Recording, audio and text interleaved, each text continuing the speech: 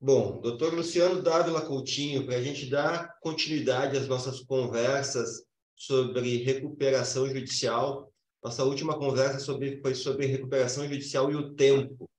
E eu acho que hoje a gente pode encerrar, né, esse debate de como o tempo influencia na recuperação judicial. Acho que tu pode dar uma retomada nas ideias da nossa última conversa e trazer alguns argumentos novos aí para a gente, então, tratar da recuperação judicial sob a perspectiva do tempo. Uhum. Então tá, Arnaldo, tudo bem? No último vídeo, então, a gente comentou que o tempo de uma RJ é muito relativo e ligado à sua complexidade, né? Então, há casos em que uma RJ pode estender 8, 9, 10 anos ou até mais, como nós já havíamos comentado. Porque, basicamente, um dos fatores é a proteção que a empresa recuperanda tem nesse período, que facilita seu surgimento e facilita a operação dessas atividades, né?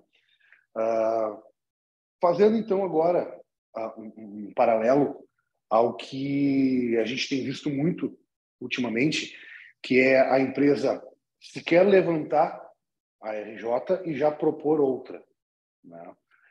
E tem tido cada vez mais casos disso no país, também pela questão da demora em encerrar, né, a primeira RJ.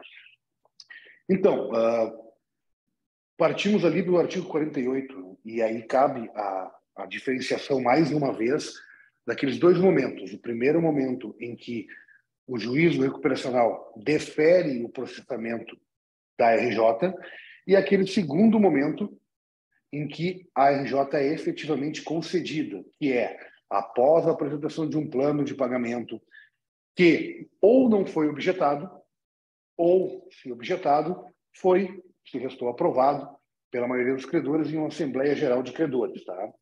Isso aí nós encontramos no artigo 58, tá, da Lei de 1101. Mas o que diz o artigo 48? O artigo 48, ele fala sobre os requisitos para se propor uma RJ. Dentre eles está não ter há menos de 5 anos obtido concessão, ou seja, o plano aprovado ou não objetado da recuperação judicial. Então, uma empresa que hoje tem o seu plano aprovado na Assembleia ou não objetado pelos credores e, consequentemente, homologado pelo juízo recuperacional e passa a viger como título executivo judicial, ficando aquele período que nós passamos para o artigo 61 de 2 anos sob a supervisão, no mínimo 2 anos, sob a supervisão do juízo e do administrador judicial e do Ministério Público e dos demais credores, no momento esse que qualquer descumprimento de plano pode gerar a convolução da recuperação judicial em uma falência. Então, concedida a recuperação judicial, começa a correr esse lapso temporal de 5 anos para ela poder propor uma nova recuperação judicial. Inclusive, em alguns casos, com a própria RJ inicial não finalizada. Isso a gente viu até pela questão da pandemia, que demorou muito mais para andar os processos e as RJ se estenderam mais do que o necessário, mais do que o comum.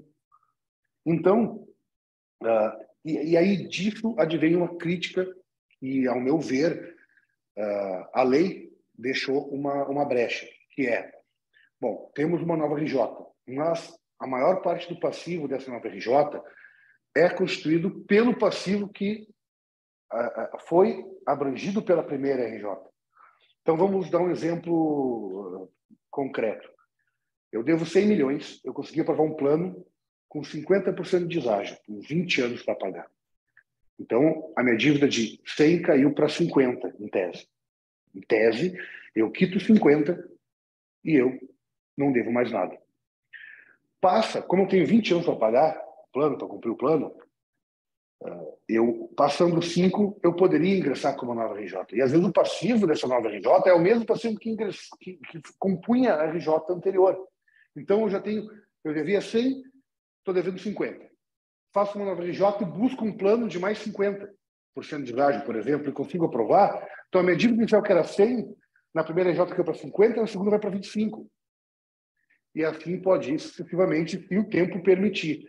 O que, a meu ver, é um ponto a ser criticado, uma vez que nós estamos falando de um título executivo judicial constituído com a homologação do plano original da primeira RJ. Óbvio que alguns podem contestar, dizendo, não, mas tudo bem, é um título executivo, é uma dívida também atual da empresa. Então, ela não deve mais 100, deve 50, ocorreu a inovação sui generis.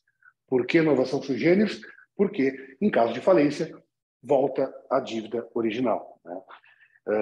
Então, isso também, indo por esse ponto crítico, pode, de certa forma, concretizar o fracasso do Instituto Recuperacional, porque a empresa fez um plano que, em tese, cabia no seu fluxo de caixa e na sua disponibilidade de soerguimento, mas, invariavelmente, viu que não poderia cumprir nem esse plano já deslajado, já com novas premissas.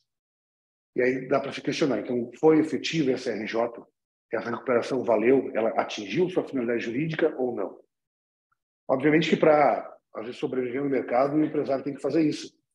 E é mais um artifício legal que se pode valer o empresário brasileiro para suavizar suas dívidas e permanecer em atividade. Mas a lógica era que se caminharia para um processo de falência, né?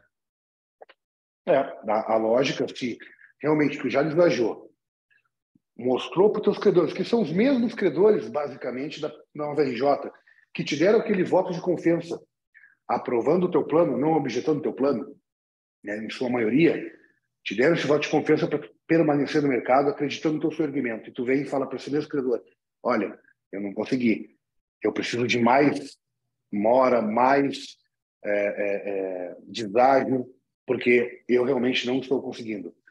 Qual a chance desse credor confiar de novo no teu soerguimento, confiar na tua capacidade de se superar, né? Então, isso é uma questão bem questionável e imagino que tanto do âmbito jurídico quanto empresarial, ingressar em uma nova RJ, uma segunda RJ, realmente gera uma insegurança jurídica muito grande no mercado.